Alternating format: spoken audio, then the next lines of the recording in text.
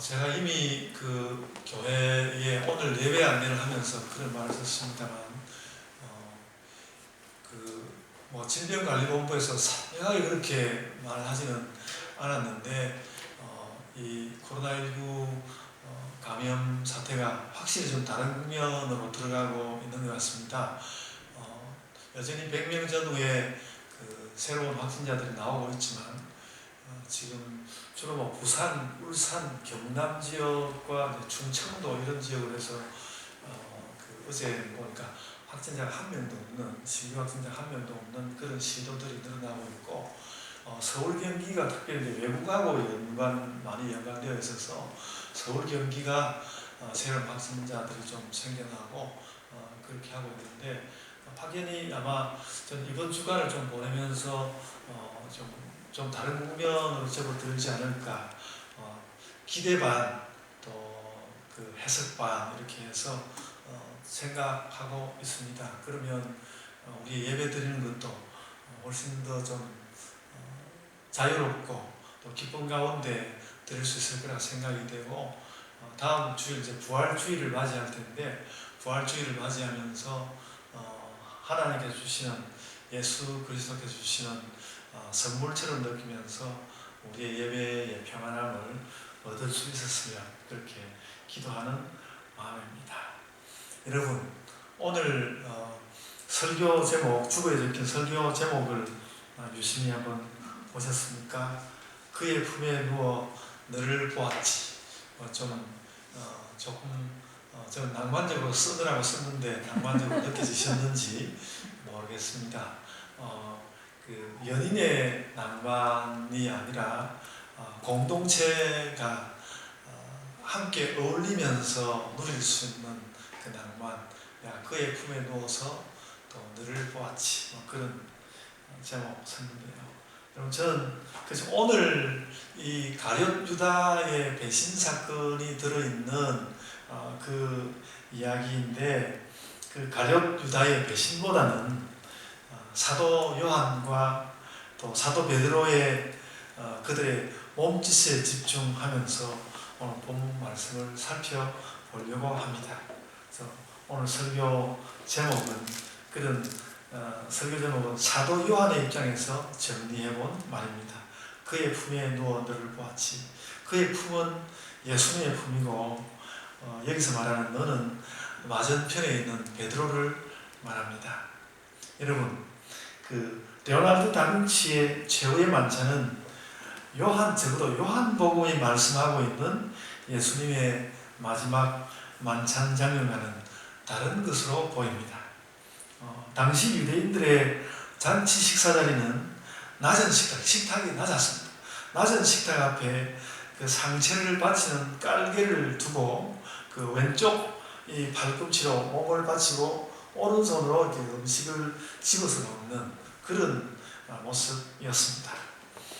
특히 오늘 요한복음의 그 식사자리는 그런 식사자리로 묘사되고 있습니다. 그러니까 이렇게 비스듬히 누워서 다들 이렇게 좀 누워가지고 이렇게 왼쪽으로 이렇게 몸을 받치면서 이렇게 음식을 먹고 있습니다. 굉장히 소화가 안 될 것 같은 그런 모습으로 묘사되어 있습니다.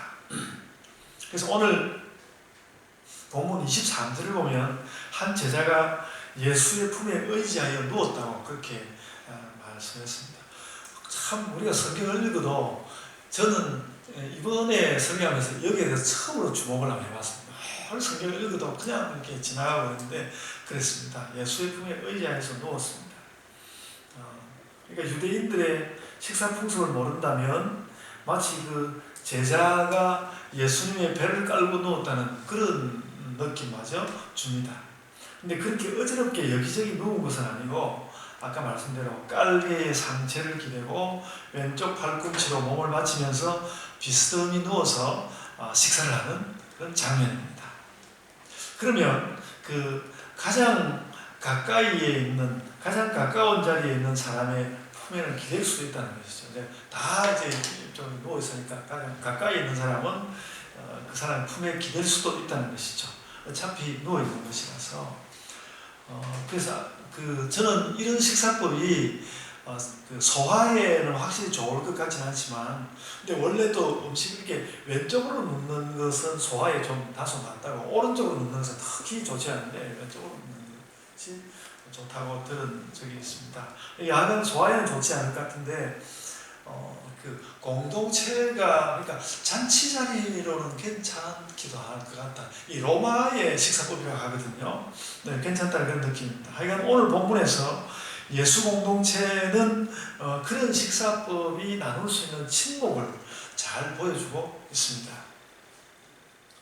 저는 이제 우리 교회도 그런 식사자리를 한번 실험을 한번 해봤으면, 수련회 한번 가가지고 식탁을, 낮은 식탁을 딱 차려놓고 다 같이 엎드려가지고 이렇게 이야기하면서 그 뭔가 이렇게 집어 먹기 좀 편리한 그런 음식을 장만해가지고 먹으면서 하는 그런 식사자리를 한번 가져보았으면 하는 그런 생각이 있습니다. 널찍한 방을 구해가지고 좀 그렇게 하는 것이죠. 하여간 예수님의 마지막 만찬 자리는 그런 풍경이었습니다.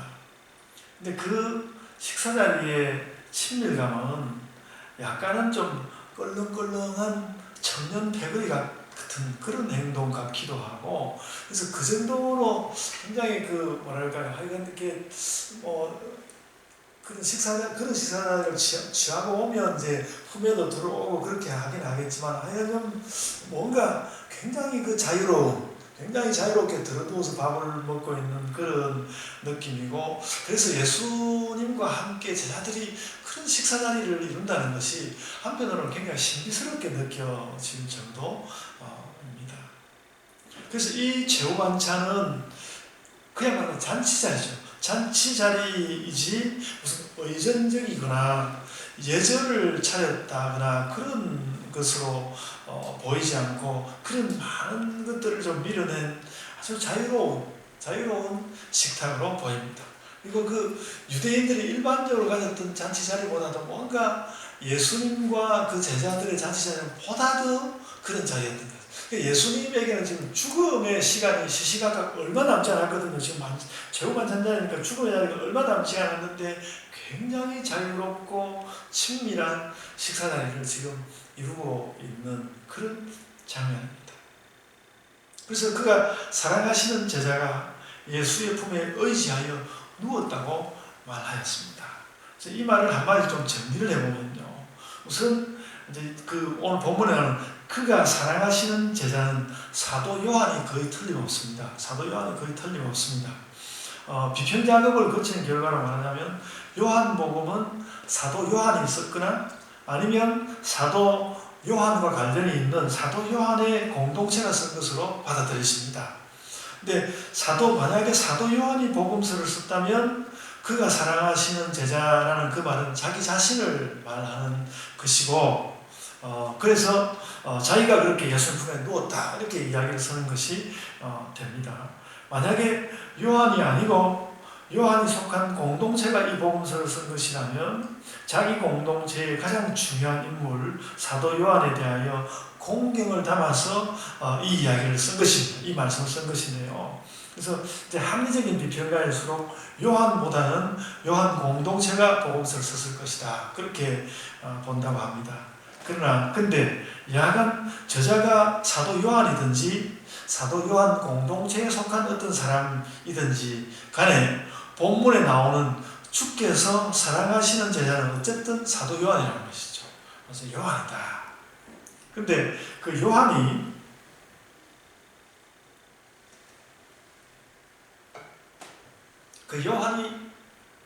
바로 예수님 옆자리에 앉아있던 것입니다. 바로 예수님 옆자리에 앉았던 누웠던 예수님 옆자리에 있었습니다. 그래서 그가 예수님의 품에 이렇게 누운 것이라면, 그러니까 왼쪽으로 이렇게 턱을 개고 이렇게 누웠는데, 그가 예수님의 품에 누운 것이라면, 그가 예수님의 머리보다 머리가 아래쪽에 있어야 하니까, 아마도 그는 이 사도 요한은 예수님의 오른쪽에 앉았을 것입니다. 예수님 오른쪽에. 이렇게 했으니까 오른쪽에 앉았을 것입니다. 예수님의 오른쪽에서 예수님의 품에 누운 자세로 그런 식사를 하고 있었습니다. 그래서 딱 그렇지는 않지만 어떤 면에서 보면 약간은 마치 엄마가 젖을 먹이는 장면처럼, 그러니까 가슴쯤에 이렇게 품에 그 머리가 들어오는 그런 장면을 연상케 할 정도로 저는 이 식사 자리가 친밀해 보였습니다. 그래서 한 가지 당연히 우리가 잊지 말아야 할 것은, 오른쪽 옆에 엎드려서 식사를 한다고 누구나 이렇게 품에 들어눕고 하는 살가운 것은 아니라는 것입니다. 옆에 엎드렸더라도 친근한 느낌이 없으면 될 수 있는 한 몸이 접촉되지 않도록 떨어져서 자기들 나름대로 예의를 차려서 식사했을 것입니다. 근데 예수님과 사도 요한은 그렇지 않았다는 것이죠. 그렇지 않았습니다. 그러니까 예수님과 사도 요한이 얼마나 친밀했는지를 우리는 이 본문 가운데서 느낄 수 있습니다. 저는 오늘 말씀 가운데서 이런 이야기를 좀 많이 하고 싶습니다. 옆에 누웠을 뿐만 아니라 몸이 아주 밀착하여서 사도 요한은 예수님 품에 의지하였습니다. 그 누웠다는 말과 함께 또 의지했다는 말이 23절에도 나오고 25절에도 나옵니다. 의지했다, 누웠다, 의지했다. 이거는 그냥 그 식사 예제법이 그랬으니까 당연히 나오는 장면이 아니었습니다. 여러분, 저는 고난주간을 상징하는 그런 그림을 하나 택하라고 한다면 이렇게 그려진 그림을 취하고 싶습니다. 사도 요한이 예수님 품에 의지하여서 친근하게 식사하는 장면, 그것이 시시각각 다가오는 예수님 죽음의 시간과는 아주 다른 느낌으로, 뭐랄까, 예수님 죽음이 막 다가오고 있고 또 가룟 유다는 예수님을 배신하고 이렇게 하는데, 그런 어떤 느낌들을 다 밀어낼 만큼 어떤 그 사랑의 그 따뜻함이 거기를 확 사로잡고 있는 그런 장면이라는 것이죠. 그래서 고난주간에는 호산나 찬양 가운데서 예수님이 입성하는 장면도 있고, 또 예수님이 십자가에 달린 장면도 있고, 또 겟세마나에서 이렇게 기도하면서 막 이렇게 피로 된 땀방울을 떨어뜨리는 그런 장면도 있습니다. 또 최후의 만찬 장면도 분명히 있는데, 그 최후의 만찬은 예수님과 사도 요한의 관계가 더 강조되어서 나타나는 그런 그림이 우리 가운데 있으면 좋겠다 하는 것입니다. 레오나르도 다빈치의 그림에는 그것이 묘사되어 있지 않습니다. 제가 레오나르도 다빈치의 최후의 만찬 그림을 다시 열심히 봤는데, 예수님이 딱 곱게 앉아있고요, 제자들은 예수님과 떨어져 있더라고요. 근데 정말 요한복음이 보여주는 만찬은 그런 자리가 아니었습니다. 그래서 이제 예수님의 그런 모습을 생각해가지고 그런 만찬 자리를 그려놓은 그 다른 그림이 있더라고요. 비스듬히 누워서 식사하는 장면을 다른 그림이 보이겠는데, 적어도 요한복음으로 볼 때는 레오나르도 다빈치의 그림은 그 만찬 자리와 같이 않았습니다. 예수님은 식사 중에 제자를 품에 눕게 할 만큼 가까웠습니다. 우리 할 수 있다면 우리는 삼겹살 구워 먹는 게 굉장히 중요하게 생각하는데, 삼겹살을 구워 먹는 데만 치중하기보다도 이런 좀 살가운 장면을 수련해서 한번 좀 연출해 보았으면, 우리가 글쎄 할 수 있을는지 모르겠는데, 하여간 이런 것을 좀 연출해 보 한번 우리는 이만큼 가까워질 수 있을까? 우리가 이만큼 사랑하지 않는 것도 아니지만, 하여간 예수님은 죽음이 다가오는 마지막 만찬에서 제자들과 매우 살가운 그런 모습을 보여주셨습니다. 그것은 우리가 평화라고 말하는 그 말의 이상이고, 또 친밀하다고 말하는 그 말의 이상이고, 우리가 보통 사랑이라고 말하는 사랑 그 이상의 모습이었습니다. 주석가들은 이 주님의 품에 의지한 제자 이야기를 요한복음 1장 18절을 가지고 굉장히 신학적으로 다시 설명해 주었습니다. 요한복음 1장 18절 한번 찾아보십시오. 요한복음 1장 18절에 이렇게 기록되어 있습니다. 본래 하나님을 본 사람이 없으되 아버지 품 속에 있는 독생하신 하나님이 나타내셨느니라, 이렇게 말했습니다. 그러니까 예수님이 아버지 하나님의 품 속에 있다고 했는데, 그 제자 사도 요한이 예수님 품에 기대어서 밥을 먹는 것은 마치 예수님이 하나님 품에 있는 것이나 비슷한 것이다, 그 요한복음의 저자는 틀림없이 그런 의도를 가지고 이 말을 썼을 것이다. 그렇게 많은 사람들이 주석을 하고 있습니다.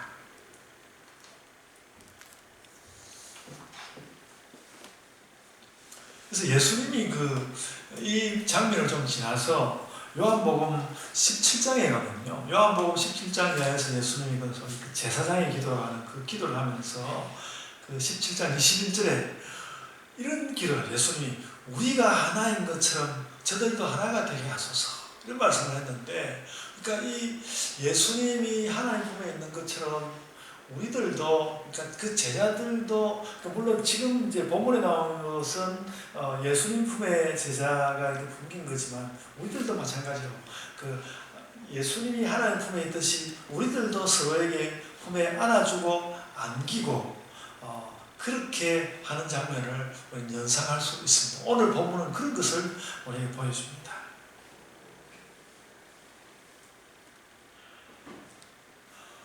요한복음 저자는 이 품에 의지하여라는 말을 의도적으로 그런 뜻으로 쓴 것 같습니다. 그래서 신자들의 삶에도 그런 우리들도 그렇게 누구에게인가 품을 좀 허락하고 또 품에 기댈 수 있고 그랬으면 좋겠습니다. 그래서 이것을 억지로 연출할 수는 없고요. 우리의 순전한 서로를 향한 사랑이 일어나면 좋겠다, 이런 말씀을 할 때 그런 생각을 하게 됩니다. 저는 이 요한 공동체가, 그러니까 요한 공동체라는 공동체가 있는데 뭔가 이 복음, 그러니까 그 신학을 다룰 때도 요한 신학이라고 해서 좀 따로 다루고 그러는데 그들이 이런 사랑을 추구하지 않았을까 이렇게 생각하게 되었습니다. 그리고 오늘 제가 하는 이야기도 우리가 고난주간에 예수님의 고난받으신 이것도 함께 가지고 가야 하겠지만은 고난을 받는 그 시간에 예수께서 이와 같은 친밀함과 이와 같은 사랑을 보여주셨습니다. 그것을 담아가지고 가시면 좋겠다는 것이죠. 서로를 품에 눕게 하는 사랑. 이런 이야기를 저도 설교 시간에 이런 이야기 처음 해봤습니다. 서로를 품에 눕힐 수 있는 사랑. 예수님은 마지막으로, 그러니까 하여간 죽으시면 또 다시 되살아 오시긴 하시겠지만 예수님은 그 사람들과의 관계에서 마지막으로 가는, 그러니까 그 제자들과의 관계에서 마지막으로 가는 길목에서 이런 친밀하고 포근한 사랑을 보여주셨습니다. 그래서 그 장면을 그리면서 참 감동했습니다. 예수님 사랑 이렇구나 그랬습니다. 그리고 난 뒤에 좀 이해하기 어려운 장면이 이어집니다. 30절을 보면 가룟 유다가 떡을 받고 밤길을 나갔습니다. 여러분, 퀴즈입니다. 인류 역사상 가장 캄캄했던 밤은 어떤 밤이었을까요? 바로 여기입니다. 가룟 유다가 떡을 받은 후 나간 그 밤길. 거기가 가장 어두운 밤이다, 이렇게 말할 수 있을 것입니다. 그런데 약간 그 밤에 대한 이야기가 나오기가 무섭게, 그러니까 가룟 유다가 예수님을 떠났다는 이야기가 나오기가 무섭게 넘어서 31절에 가보면 예수께서 영광을 받으셨다는 말이 나옵니다. 그래서 마치 가룟 유다가 예수님을 팔아먹기 위해서 나간 것이 신호탄이 되어서 예수께서 영광을 받으신 것처럼 그렇게 좀 생각될 수가 있고, 저는 늘 그렇게 많이 읽어왔고 다른 이들도 그렇게 많이 읽는 것 같습니다. 그 가능성은 여전히 지울 수 없지만요. 그러나 오늘 그 31절에서 영광을 받으시는 일 앞에다가 이렇게 말을 붙여두었습니다. 그가 나간 후에, 이렇게 말합니다. 그러니까 그 가룟 유다와의 관계가 끊어진 가운데 가룟 유다, 그가 나간 후에 그 말은 구원의 영광이 만들어져 가는데 그 자리에 가룟 유다가 함께 있으니까 끝까지 그 영광이 나타나지 않고 있다가 그가 나간 후에 그가 없는 가운데서 예수께서 드디어 배경이 만들어진 가운데서 영광을 받는 것이다. 그렇게 중요한 이야기는 아니지만 일단 그렇게 저는 생각이 됩니다. 그래서 예수님의 영광 받는 자리는, 예수님이 영광을 받는 자리는 가룟 유다가 신호탄이 된 것이 아니라 그는 없는 가운데서 오히려 앞부분에 나온 제자들과 그 예수님이 최선의 공동체, 그 사랑을 나누는 최선의 공동체의 모습을 나타내고 있을 때 그 어떤 다가오는 고난의 혹함에도 불구하고 최선의 친밀감이 만들어져 있는 그때에 아버지 하나님의 뜻을 따라서 예수께서 영광을 받으셨다. 예수께서 영광을 받으시니까 아버지 하나님도 또 영광을 받으셨다. 오늘 본문은 그렇게 정리하는 것이 맞는 것 같습니다.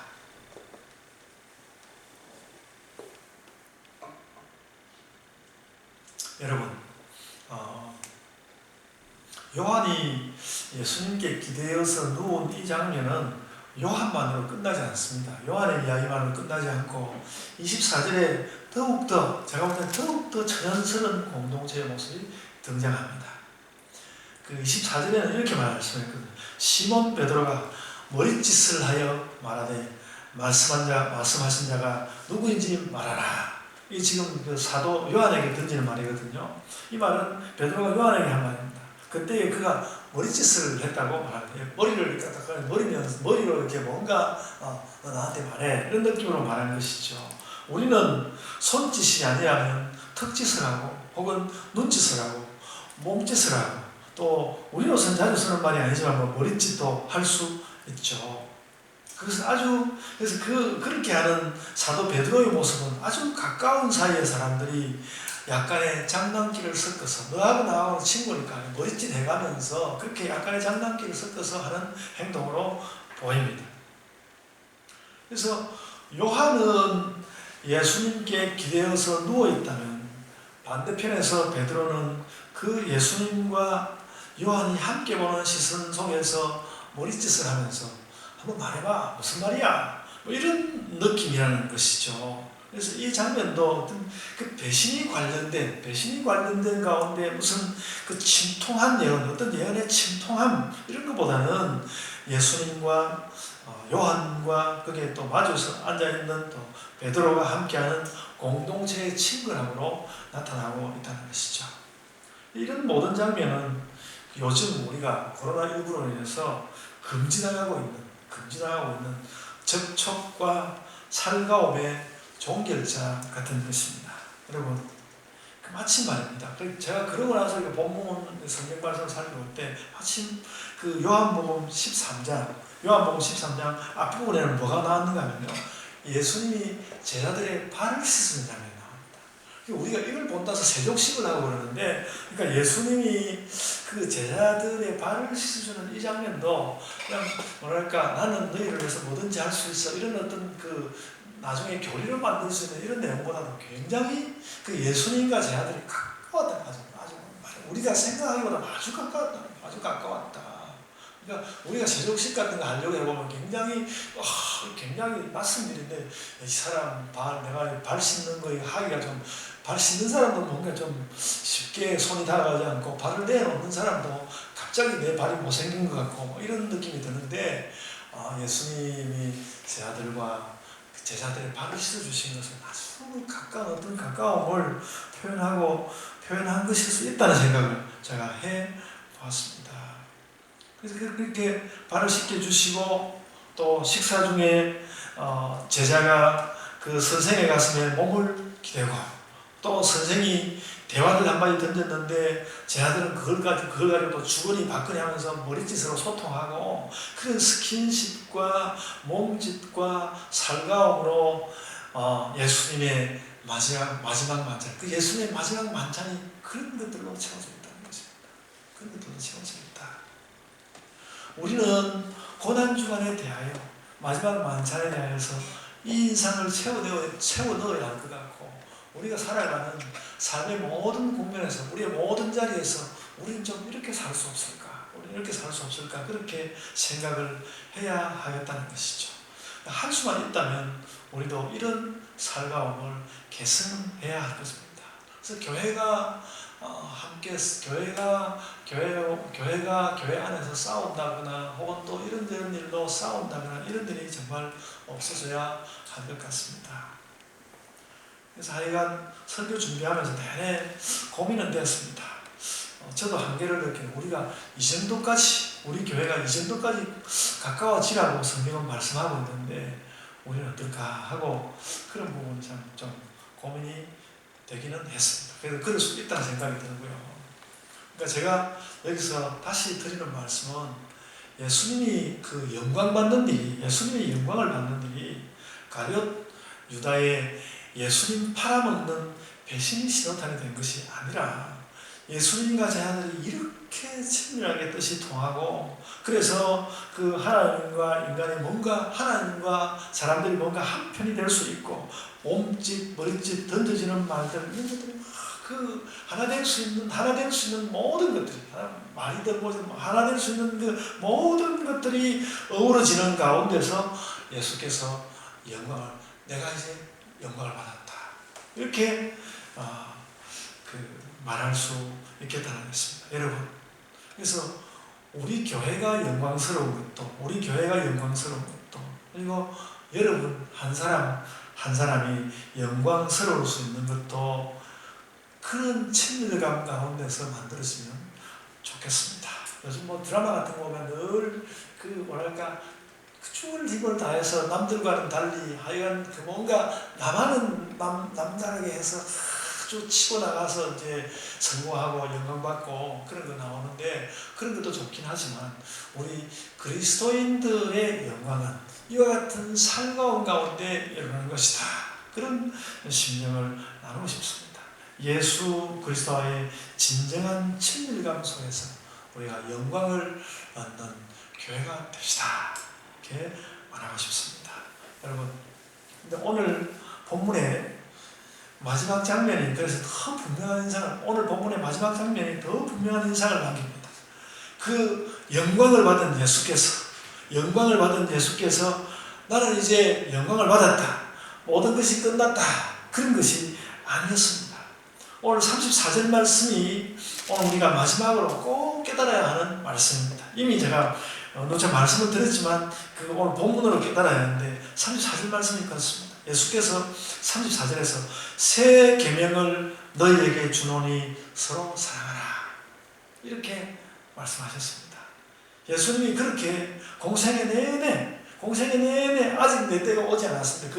그 어머니에게 아직 내 때가 오지 않았습니다. 또 무슨 일이 부딪히면 아직 내 때가 오지 않았다, 내내 그렇게 내 때가 오지 않았다고 말씀하시더니 드디어 그 때가 왔다고 밝히면서, 드디어 내가 영광을 받았다고 말씀하시면서, 그 영광받은 예수께서, 하나님의 동행을 입은 예수께서, 그래서 그때까지 함께하던 그 제자들에게 하셨던 첫 마디가 무엇인가? 너희가 서로 사랑하라 라는 말씀이었습니다.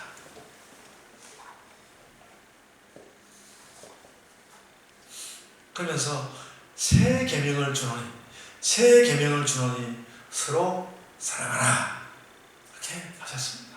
예수님은 일찌감치 하나님을 사랑하고 또 이웃을 사랑하라, 그것이 율법과 선지자의 강령이다, 이렇게 가르치셨지만 여기서는 그보다도 또 다른 더 큰 어떤 사랑, 그런 걸 무엇인가 이야기하고 있는 것 같습니다. 그래서 예수님은 그것을 일컬어서 새 계명이라고 했습니다.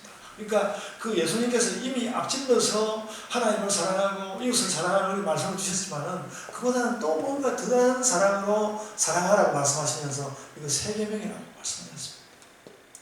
이 새 계명은 그래서 십계명처럼 법처럼 주어진 사랑을 넘어서 영광받은 예수님의 그 존재로부터 울려나오는, 그 영광받은 예수님의 그 존재로부터 스며나오는 그런 말이었습니다. 예수님은 영광을 받으셨고 거기에 장단을 맞추어서, 예수님은 영광을 받으셨고 우리는 거기에 장단을 맞추어서 사랑을 한다는 것입니다. 그러니까 예수님과 우리의 그 장단 맞추기라는 것은, 예수님은 영광 받으시고 우리는 사랑하고, 그러면 그 무슨 장단이라고 해야 되는지 모르겠는데 하여간 그것이 그리스도인들의 장단이다. 예수님의 영광과 우리의 사랑, 그것이 하늘과 땅의 조화다, 그렇게 말할 수 있을 것입니다. 하나님 나라의 조화입니다. 율법과는 다르다고 생각됩니다. 의무감이 아니라 영혼으로부터, 하나님으로부터, 예수 그리스도로부터 솟아나는 나의 영혼에서 솟아나는 사랑. 여러분, 그래서 종려주일의 인상과 고난주간의 인상에 이것을 함께 포함시키면 좋겠습니다.